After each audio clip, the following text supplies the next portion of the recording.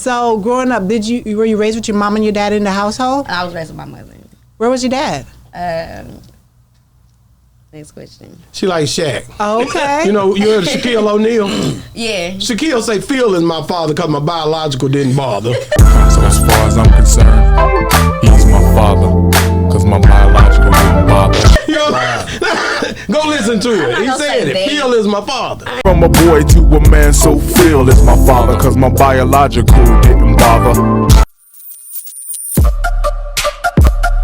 Yeah, we on Boss Talk 101. Yeah, we gonna talk. Yeah, I did. I brought PoohThaGreat. Pooh the MF and Great. Yeah, I know what the fuck going on. What? Yeah. Man, so we gonna get all the way into it, man. Thank you for coming on the show, man. You know, I've been waiting on this one, man. I really have, you know what I'm saying? Just to really just get back in here with you, man, because there's been so many things that you've been doing, bruh.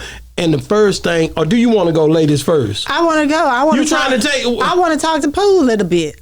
PoohThaGreat? Yes. That's what she said. I want to know. Ladies I want to know who gave you the name and why you feel like you the great. Who gave you that? I gave me that. You gave you that. I gave me that. Somebody stole my name, my image. I switched it up. So what was your name first? It was Pooh Savage. Okay, somebody stole it. Yeah. She sounded just like me. Oh. Yeah. Well, you're inspiring. I guess so. I gotta be. But you can steal my whole image. I gotta be. So you named yourself PoohThaGreat. PoohThaGreat. I am the greatest. Oh, you are. I am the greatest. That's I definitely big am. to say something like that, because there's still a lot of living female legends that are still around. Of course. So when you say you the greatest, you're saying you're even better than some of the living legends. Yeah, that's what I'm saying. And she stand on that. Straight business. Yeah, that's what I'm saying. Where are you from originally? I'm from Fort Worth. Fort Worth, South side of Fort Worth. South side. Man, that's hard, man. And that's why y'all link, because you be set tripping. I get it. I ain't tripping. You know what I'm saying? I'm not finna start with you. I'm not going. We're not finna start banging on you know I'm not banging with you. You rep that Fort Worth, man. I'm just being honest. To the fullest. I see. What he said. So what was it like growing up in Fort Worth as a female? Because I hear all these stories about Fort Worth. I don't know. For me, it was easy. Like, it was chill. I didn't really have the drama and the extra stuff. I didn't have all of that going on. So you didn't join like the gangs and all of that sort of stuff? You weren't? I think I'm too pretty for that. Oh, really? Yeah. Okay. I don't think that fits me. Okay. So growing up, were you raised with your mom and your dad in the household? I was raised with my mother. Where was your dad? Next question. She like Shaq. Okay. You know, you heard of Shaquille Oneal? Yeah. Shaquille say Phil is my father because my biological didn't bother. So as far as I'm concerned, he's my father, because my biological didn't bother. You know, go listen to it. He said it. Phil is my father. From a boy to a man, so Phil is my father, because my biological didn't bother. You know, Phil, he was with him the whole time, and I, you know, one thing about, I had a stepfather, so shout out to Willie, R.I.P. to Willie at the same time, and R.I.P. to my father. But Willie, I was hell on Willie, man.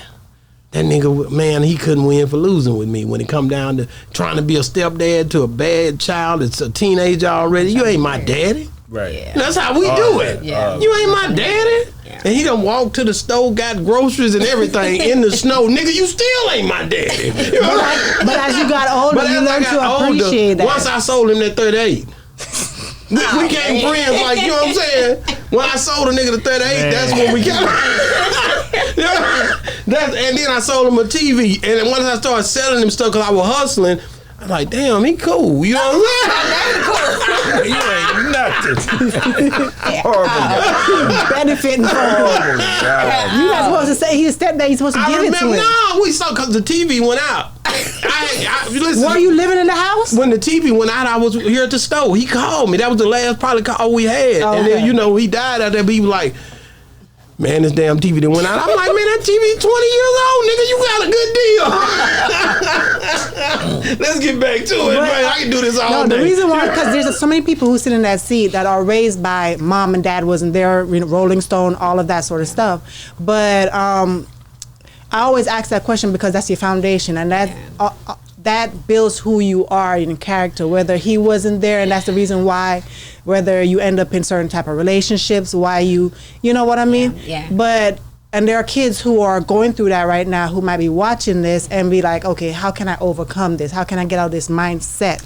How can I become a better person? Whether you're in a work in progress, because there's nobody's perfect. Right. Well, how can I link with Twisted Black? Hell, she them came out of some kind of way. Just different things. But I'm just saying, that's the way you would think. Like, you sitting on here with Twisted Black. You know how many other aspiring artists would want to be sitting here? And then you think about it, you like, she might have had some problems, dysfunctional, because I'm sure dysfunctional.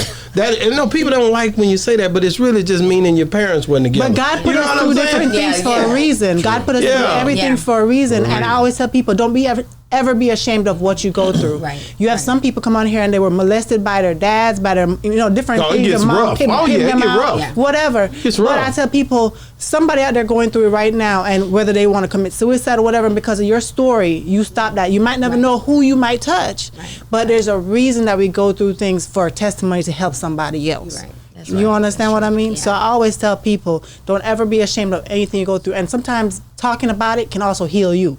Because when you don't talk about things that you've been through, you hold it up, and that's the reason why we go through trauma and keep going through it. You might not repeat the same trauma, but you keep going through because you have not forgiven, and you have not released that. Wow. And your kids, it can transfer to your kids I think as well. for me, my dad was on drugs my whole life, but he was a functioning addict. Okay. And you got the ones that's outside on the streets begging for money and stuff. Exactly. He was never that type. He always kept a job. He always kept himself up. It was never that with him. But I'm the only girl, and it was a time where I never forget. He called. He got out of jail. He called, and I was trying to talk to him, and he didn't want to talk to nobody but my brother. No, and see, that's the kind of stuff like you. Me and my pops never hugged at all. He wasn't no emotional type dude. You know what I'm saying? So a lot of times people don't know nothing but what they brought up looking at. So they just really acting out. This stuff, being a parent there's not a book.